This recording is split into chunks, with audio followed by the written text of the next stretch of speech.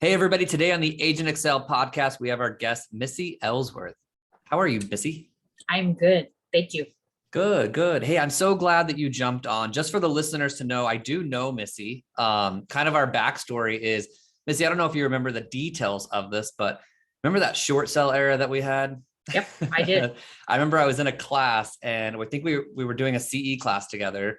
No, we were doing a broker class. There you go. So we were doing Yeah. broker classes. Okay, good. You remember it better than me. I knew we were in a class and it was just, it was a short sale era, kind of the beginning of it. And I remember you and I were talking and I was saying that I do short sales and you were the one, maybe the smart one. And you were like, oh, okay, well, how to, I can refer him to you.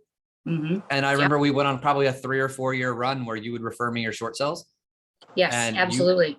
You were probably running the more profitable side of the business by just collecting a referral fee. Yeah, exactly. Yes. So I realized I was like, oh, I cut my teeth in the short sale business, but I was like, maybe Missy was smarter than me.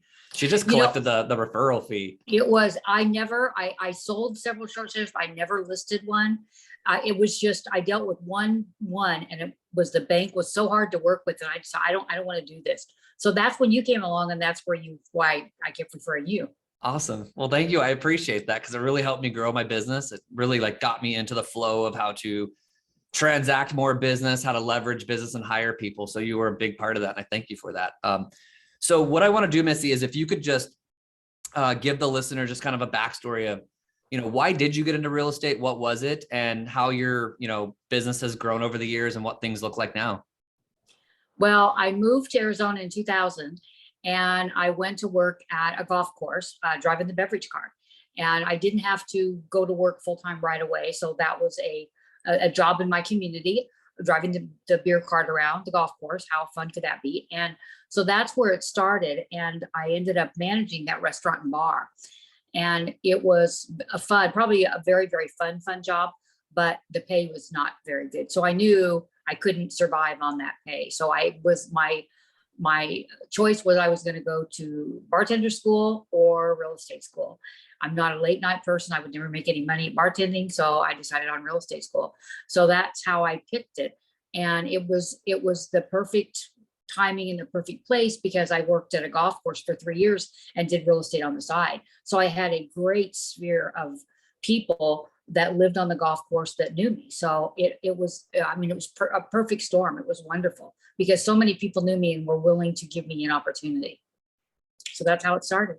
Awesome. So is that golf course, is that the Coyote Lakes area where Yes. you're at? Mm-hmm. Okay. Yep. So where you're at now, that's still Yes. anytime I pass by Coyote Lakes, I think Missy.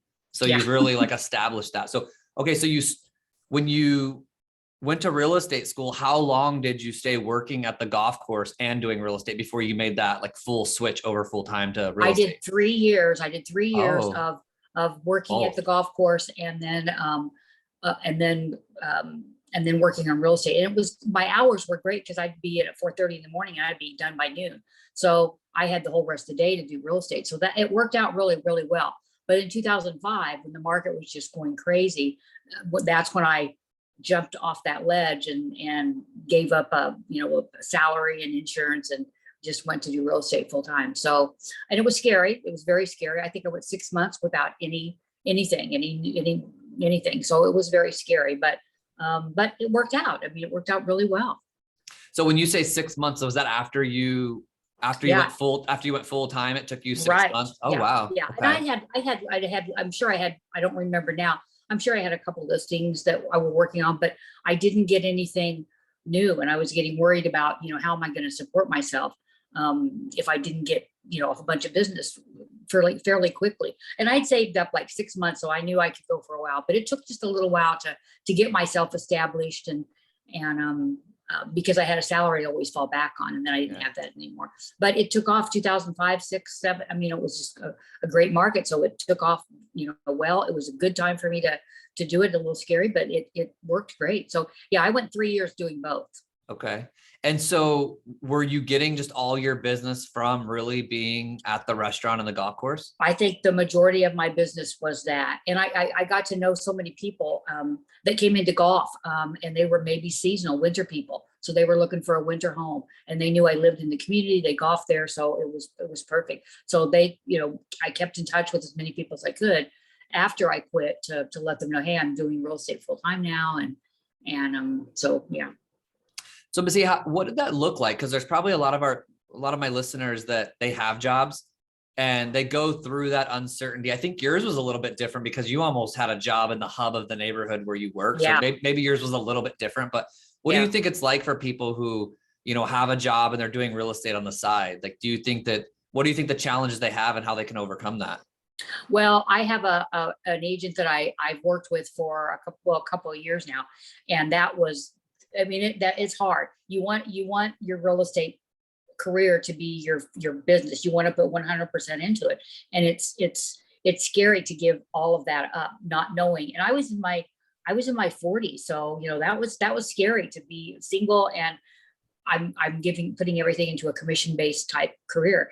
So it was a little scary, but I think I just didn't know enough to be that scared and not do it. I just did it. Yeah. But I just recently with a good friend of mine a new agent, and have been working with him, and he was going back and forth with, whether to quit his full-time job, working for the government, making good money and good benefits. But he wanted to do real estate full time. And I remember he quit his job on February 14th. And then I think it was March 15th, the whole country shut down. Now he went into a panic. Yeah. So, but he survived. He went through it. He got business and he did okay. So I think when you don't have another alternative, you're out there, pounding the pavement. Yeah. Well, so when you were making that transition, or when you were working at the golf course, how are you letting people know you are a realtor? Like, were you asking people for their phone numbers, where you were gathering information, or what did that look like? No, I never did good at that. I was never really good about asking for business. When I would work at the golf course and people would come in and say, oh, I love this golf course. How much are the houses here? I go, here's my card. I'm a real estate agent. Okay. So that's really how it was. Just people would come in because they liked the golf course. They loved golf. They loved the community. They as they're playing golf, it was just, so that's really how it all started. People would come in saying, do you know anybody that could show us some houses here? And I'm saying, well, today's your day. I can do that. So again, since I got off at noon, it was easy to work that in. So it worked out. It was perfect. I had a perfect beginning into real estate. Yeah. And so you've been doing real estate for 20 years. So how has your real estate career, how has it progressed since you first started? What's it look like, and what's things look like now? Well, I think in 2008, I opened my own brokerage, and I did that for 4.5 years. And I think I did it more to see if I could do it, if I could really run a business. I had one agent. I didn't want to have a big thing. I just wanted to do it my way, I think is really what it was. And that was in 2008. So that's when the market was really starting to decline. But I luckily knew so many second home people that it didn't hurt me too awful bad. But I think about when I was at the beginning of my career, and it was the biggest difference I see from when I started and where it is now is communication. And back when the MLS, we had the MLS, but nobody could go online and look at properties or anything. And so we did a lot of face communication, telephone, or now it's everything I know it's texting and I saw this listing online. And so it's that part is totally different. Totally. And I'm a very hands-on person. I want to talk to people, but I have had to learn that people that are younger than me don't necessarily want to talk to me. They just want me to text them whatever it is they want. So that's been a little harder, but that's probably the biggest thing is I think the communications are so different now. Okay. So what are you doing as far as as this 20 years has progressed, I just want the listeners to kind of hear, kind of the unit count and stuff. So what were you doing at kind of your height, and what are you doing now? And now my biggest, I'm going to say one of my biggest years. Well, actually 2020 was probably my second best year ever. Nice. With the pandemic. That's so odd, but it just happened to work out that way. But, my best year, I was probably doing 55 transactions, and I'm all by myself. So it's, that's a lot a month to do. So yeah. That was probably my biggest year, was doing about 55 transactions. Which was a lot. I mean, you're 24/7 on that phone and busy. But it was fun. But now I'm doing, I think last year I did 32 transactions. Now this year I'm Gosh, I think I'm probably about maybe 20 right now, a little slower this year, or right now it is, Yeah, than that's a earlier in the year. 55 on your own. That's a lot, A lot. Missy. So what did you have any type of like transact, like even a variable transaction coordinator? Nothing. None. Wow. Good for you. I'm very good with paperwork. Okay. Yeah. 55. I think I got to about 40 something without really any help. And it was just through spreadsheets. And I realized after about 45-ish, 50, that's when like at that point I was like, wow, without help, it was kind of hard to get to the next level. So I don't meet a lot of people who can pull off 50 and say that they don't have, like, you didn't even have buyer assistance or anything. No. So Missy was busy. Yeah, that was a busy year. That was, I think that was in 18. I think in 2018 is my, Okay. and that was, but when you're working, you don't pay attention to any of those numbers. You just work, you just do it and you just work. And it was at the end of the year when I realized I had done that many transactions. So it was good. That's awesome. So you said in 2020, that was a busy year for you too. And so, I mean, like you said, the pandemic, we probably sat around for 2 or 3 weeks and thought like the world's going to get slower, right? As far as real estate. And it's like what you said, 2020 and 2021 were like my busiest years ever in 17 years. And that was really probably very interesting to go through that era and the world be weird, but yet selling so much real estate.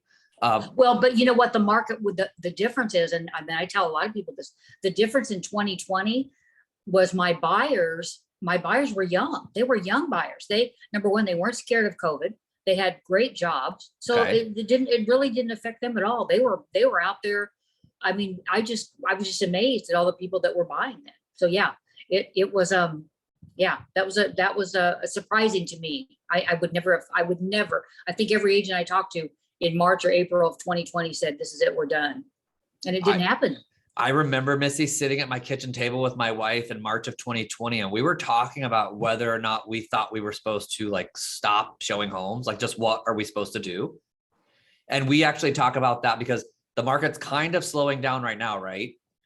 And so I'm trying to, we actually go back, we're like, remember in 2020, we were sitting down at the kitchen table and it felt weird, but yet like we had the best 2 years ever financially.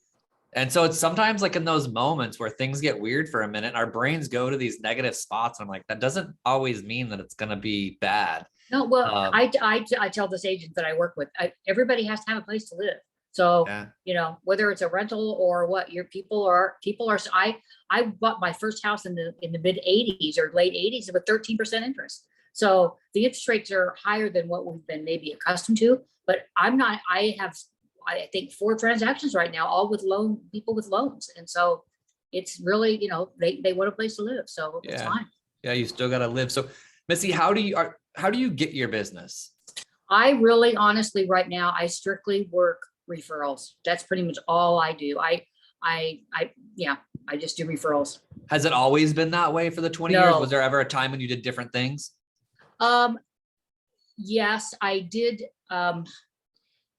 I didn't do any door knocking or cold calling or anything like that because I worked a lot in my community, and the people that I work with in my community, they if they wanted to move, they were getting older and retiring, and they wanted to move to Sun City. So then I would meet their friends in Sun City. So it kind of expanded that way. So I probably have been working strictly pretty much with referrals, I bet, for 5 years. And I of course right now I don't do much any marketing. But I do, I send out a postcard occasionally whenever I've sold a property. If businesses are slow, I'll send out just sold this listed cards just to keep my name out there. But I am starting to I am starting to slow down too. I don't want to do 50 transactions a year anymore. Understood. So do you, so you send out a few postcards here and there. Is that really the only, do you have anything else that you do with your network? I do. I'm very good about staying in touch with my former clients. And I tell any new agent, whatever you do, stay in touch with your people, because they're 5 years, they're going to have kids they're going to want to buy. They're going to have friends that are moving here. So to me, that I'm very good.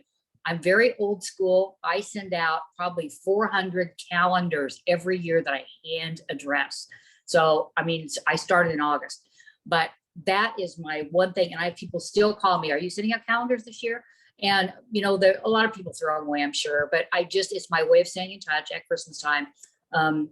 and that's just what I've been doing. And I always get people that get them, and will call me and say, thank you for the calendar. The second thing I do is every January 15th, I send out, I contact all of my clients from the prior year with their closing statement. So they, cause nobody even remembers where it's at. And so they need it for taxes. So I say, here's your closing statement from your transaction. Hope you're doing good. So I do that every January. Right on. And so when you say you follow up with your past clients now, do you have any type of like, I mean, are you usually texting them or calling them, or what does that look like? Or is that just natural because you know so many of them so well? Or, I mean, I'm sure you work with referrals that you don't have like really close relationships, that it was more of just, I sold them a house. What do you do for those type of people that you get referred to somebody? I mean, for 45, 60 days, you were in communication with them, but now it's 2 and 3 years later and you don't see them in your day-to-day life. How do you communicate with that type of person? Well, number one, like I say, I send them a calendar every year. So they do see that the year after the closing date, they get their settlement statement. But I'm very much handwriting stuff. I'll like order 200 postcards and send them out to people I haven't talked to in 3 years, and just send them out, just say, hi, happy you having a great summer. And that's all it is. I don't want to talk real estate, just hi, I just want to say hi. So I do that, but I don't have any kind of a formal type. I know there's ones out there, but I just never did get them. I never did do any of those where I can get, all of my hundreds of contacts and keep them all and contact them all the time. I just don't. And I think that's very important to do, because I do think it's important to stay in touch with all of your contacts. I think, Missy, you and I have such a similar business. Like we run a very high referral business as well. And it's interesting because as I teach classes to people and stuff, I tell them all these old school things that I do. I handwrite cards and I send Starbucks gift cards, and I'm sending out New Year's cards with my wife and our puppy on it, Yeah. And I think that people, they overthink what the world wants from them. And I'm like, they just want to be, just send stuff out to them. I mean, just care. I mean, and know that, 7 out of 10 probably throw it in the trash, but they still saw it and they still knew you sent it. And that doesn't make any difference. So I love your approach to, you don't seem like you're super systematized with it, but yet the one thing that you probably have as your foundation is you get referrals, you do things throughout the year, to stay in contact with them. And it does seem like it's very personalized, where it's not like mass emails and things like that. I get those myself from different car dealers, or, if I bought something, somebody will send you a thing, but I know they're not sending it. I know it's just coming from a thing. So it's, so that's what I think I do, because I like getting something personal. So that's what I do. Same thing. I agree with you. As the market's kind of changing here in Arizona, Missy, and this is probably Arizona specific, so anybody listening out of the state, I still know there's other states that I talked to that they're just still on fire like we were 4 and 5 months ago. As we're making this transition where things, kind of feel a little bit slower, how are you reacting to that? Well, one thing I've noticed that's a difference is people that I've noticed sellers now are getting a little, they're interviewing agents instead of just calling somebody and saying, what's the best commission rate? They're calling 5 different agents to say, what do you think my house is worth? How long, the whole thing. So where I didn't see that in the last year, so I haven't seen that, but now I am seeing when I've gone on listing appointments and they're saying, well, I'm going to interview 3 or 4 different agents. So, I think probably maybe which one's going to give them the best deal or tell them their house is worth the most. I'm not really sure why that is now, but I'm seeing that now. Let me ask you that, because I'm interested for myself, because I just had a lunch with an agent yesterday and we were kind of discussing this, and I think it would help out myself, you, and everyone else. Is do you think when people are interviewing like 2 and 3 agents, do you think that they're truly looking for the best commission structure? Do you think they're looking for the realtor that tells them the highest price, even if that's not what it's going to be? Or do you think they're looking for that person that like truly is, because they got a sense, they're hearing things from other people now that things are slowing down a little bit. Do you think they're looking for that person that can still go in there and do a solid listing appointment with somebody and be like, hey, I've got a good reputation, this is what I charge, and this is just the honest truth, right? And so someone might say your house is worth this, and that might be what they're going to do to earn the business, but I don't really like expired listings. So this is what I think I should be telling you because it's just the right thing to do. Do you think when people interview, the people who interview 3 and 4 people, do you think they're looking, what do you think they're looking for specifically? I do think they're looking at commission. I Okay. do have to say, I really think that that's a big thing, because that's one of the first questions they ask as I go through my whole thing. What do you charge? So I do think that that's important. I also think who you can communicate with.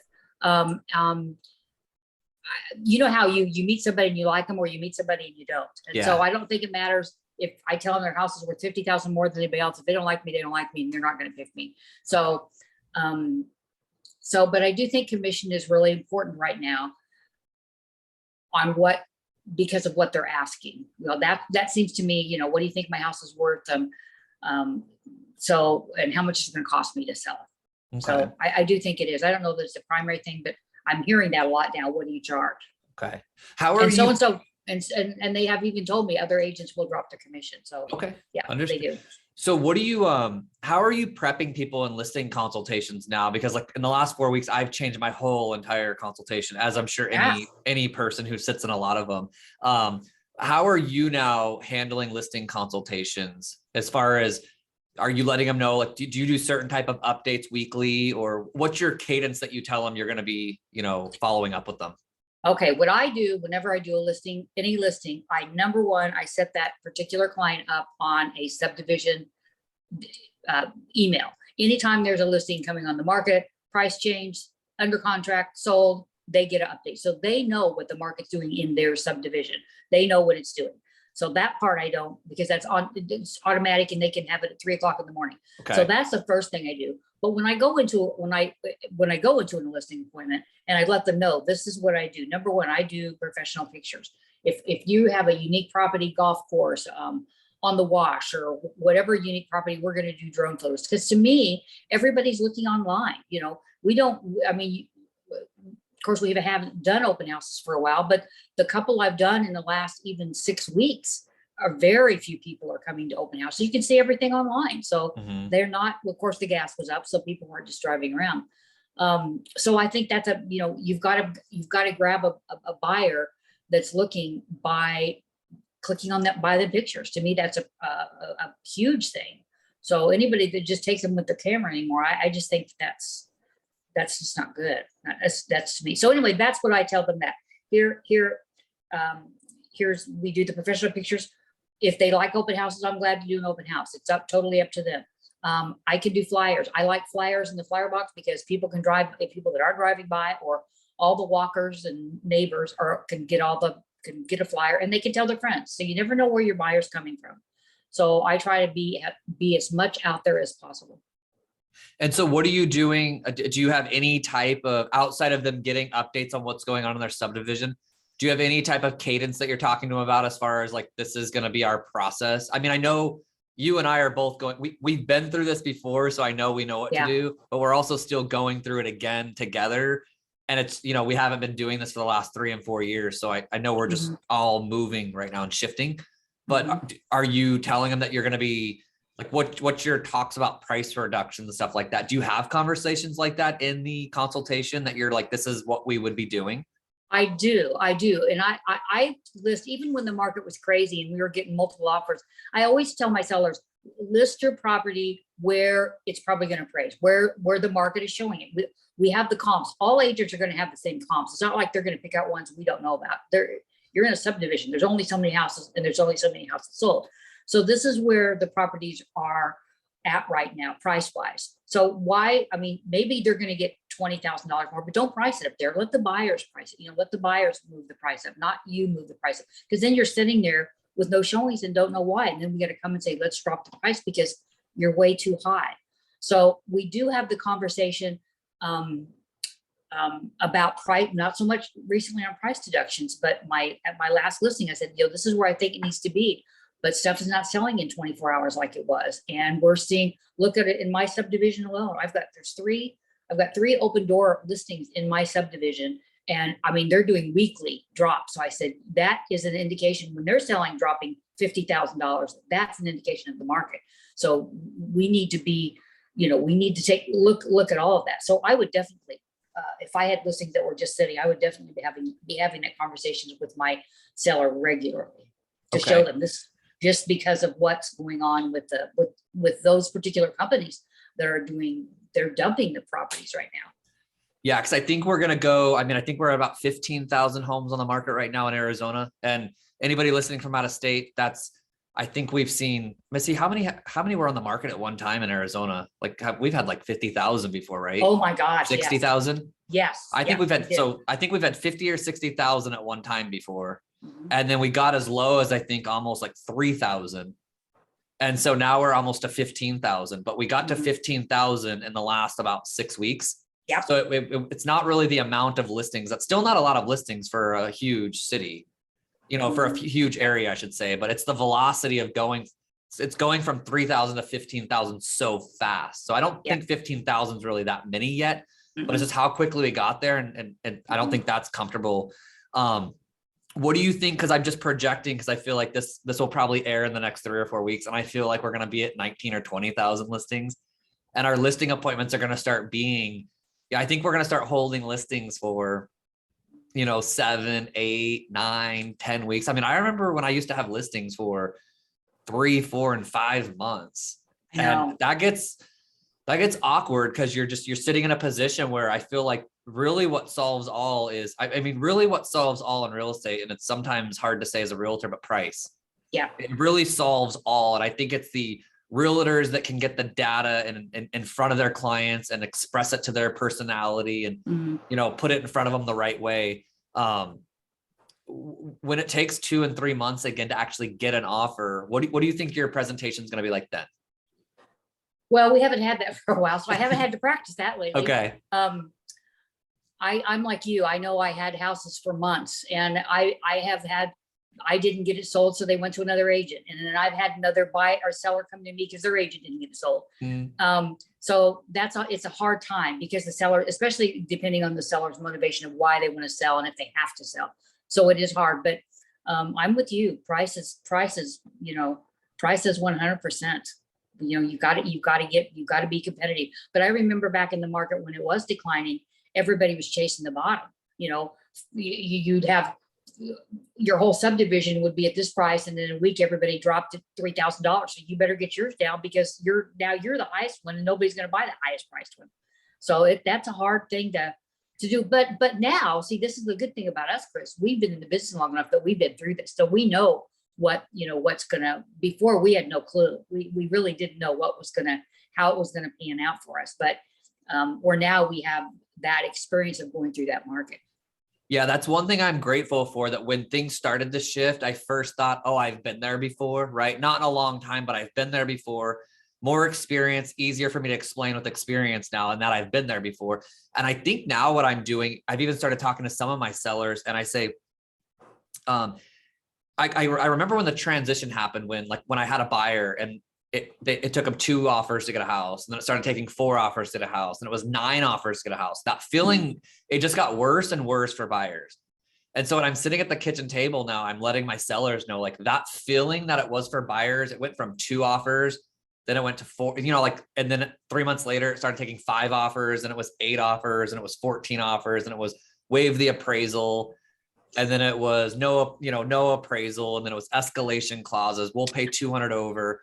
I said, we're at the beginning stages on the seller side now, meaning it's you guys now that are going to go through it. So you're going to see 4 people in your neighborhood, and they're all dropping 10,000. Then you're going to see, then it's 7 in your neighborhood, then it's 8. So I'm letting them know, like, the party that was the party that was happening for the sellers is now not the party for the sellers. It might be the party for the buyers, even though they don't want to hear that. I'm just trying to let them know that, like, that's kind of how this works, is that what was going on for a long time with buyers, that uncomfortable feeling, they're now more in control of the party, so that this is going to be happening a little bit to the sellers.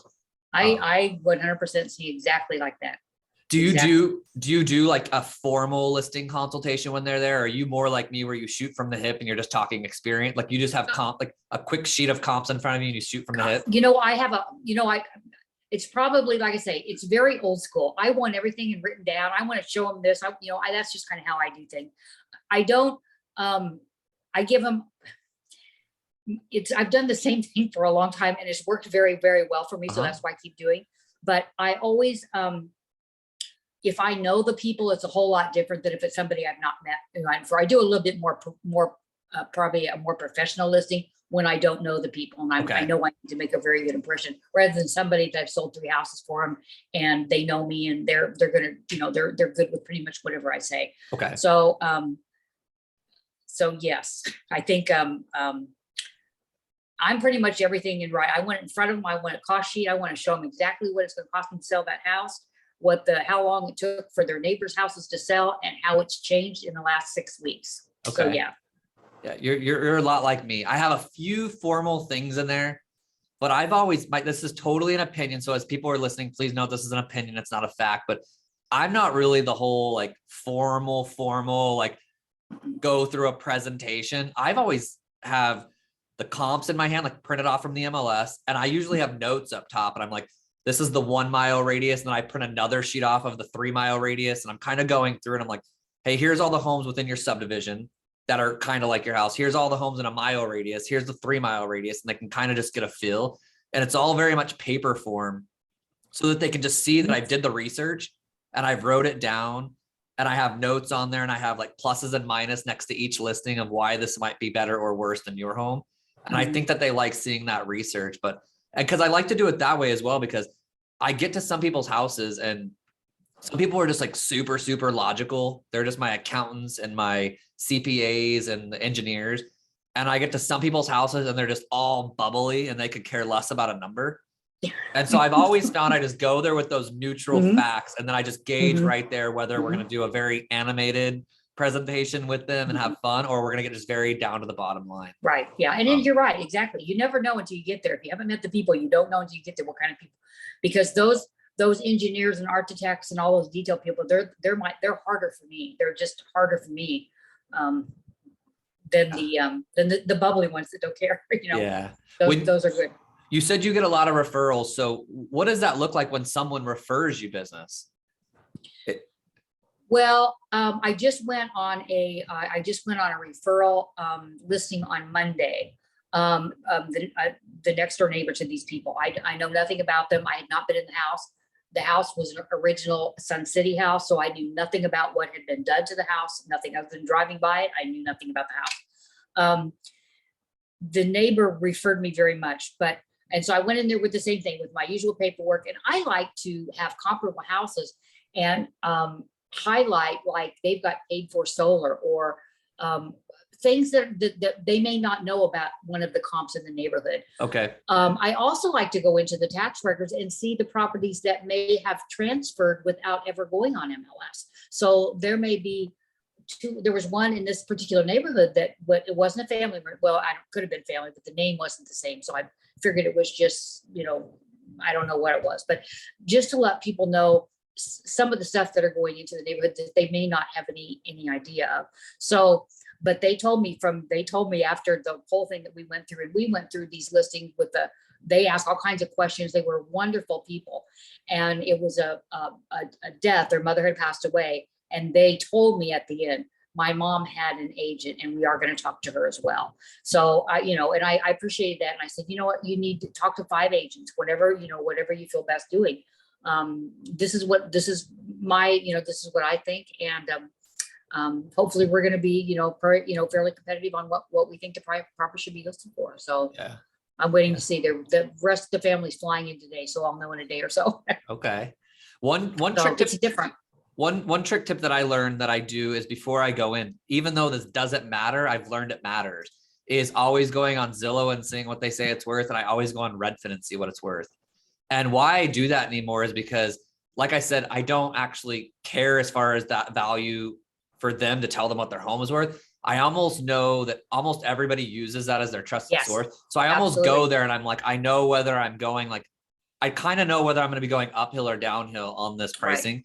If I feel the Zillow estimate is 50,000 over, I just like to know that because I'm like, okay, I need to really have this data to show them that this is why it's not. And then I'm going to have a conversation on why they're not the best. Their algorithms aren't the best. And then sometimes I'm going in there and for a while I knew their house was 100,000 more. So like, I just knew going into the appointment what I was working with. Well, they're, you know, that the sellers are looking, you know, because everybody goes to Zillow. Sure. So I know that they are looking, but I also, whenever somebody brings up, well, Zillow said, and I said, well, you know, Zillow stopped buying houses. They kind of got in trouble because they overbought.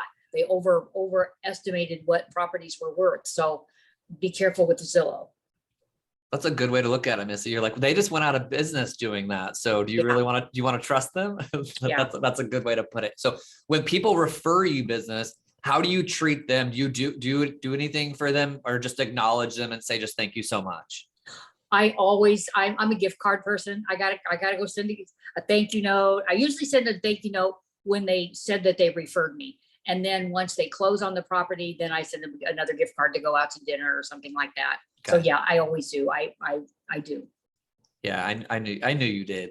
Yeah. That's funny how that's just the way, you know, all the people out there that get good referral business, it's just, you know, love on the people that take care of you. It still to this day, and I'm sure it does for you, Missy, like, you know, there's other lead sources that I work, you know, and just every time we get a referral, I just still get goosebumps.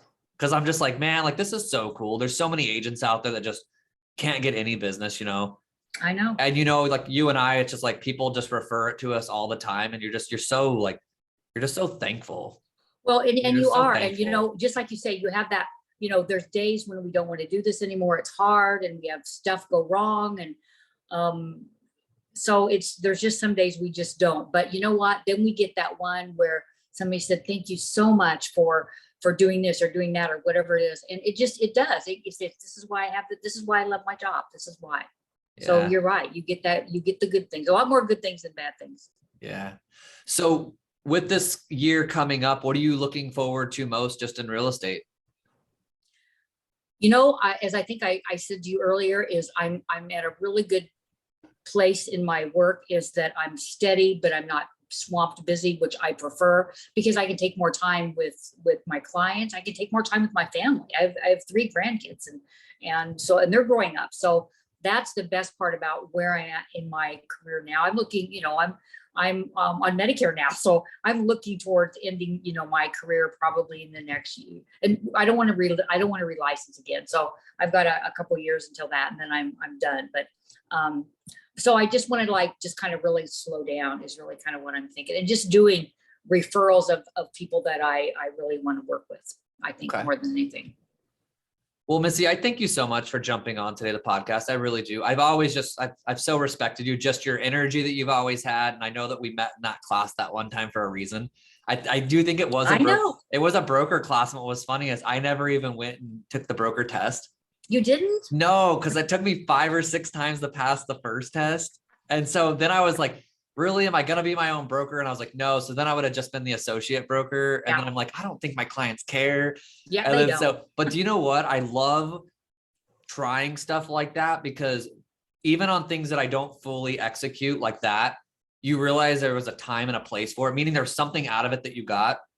And when I think about, anytime I think about, I wanted to be a broker or own my own company, and that's the reason why I went to those classes. And I literally, when I think of that time in my life, I think of you. Oh. And I'm like, I would have never have met you if I wouldn't have tried to do that. And then we went on a pretty good run with, you know, referrals and things like that. Yeah. Well, and you know, I will always contact you. And you know, one of the best things about being a broker, I have to tell you, that was a huge learning experience for me. I learned that contract frontwards and backwards. I knew everything in that contract because I had to. I didn't have a broker to go to and say, I don't, you know, what does this mean? Or I don't, can we do that? I didn't have that. So I had to learn things, you know, very, very, very good. So that was very good for me because I did learn the contract very well. I'd be on that legal hotline every day that I think that brokers go to when they don't know it. I would just be on that every day. And I was telling somebody today about that. And they said, how did you do it when you didn't have a broker? And I said, you know what? I joined a small brokers group and we called each other all the time. I said, what do you do about this? What if this happens? So you end up learning but you do use that broker hotline. Yeah. I'd get kicked out of that group if I was in it. So they'd be like, you need to go work for a brokerage. So, hey, Missy, thank you so much for your time. I really appreciate you. This was enjoyable. Thank you. Hey, thank you. Bye.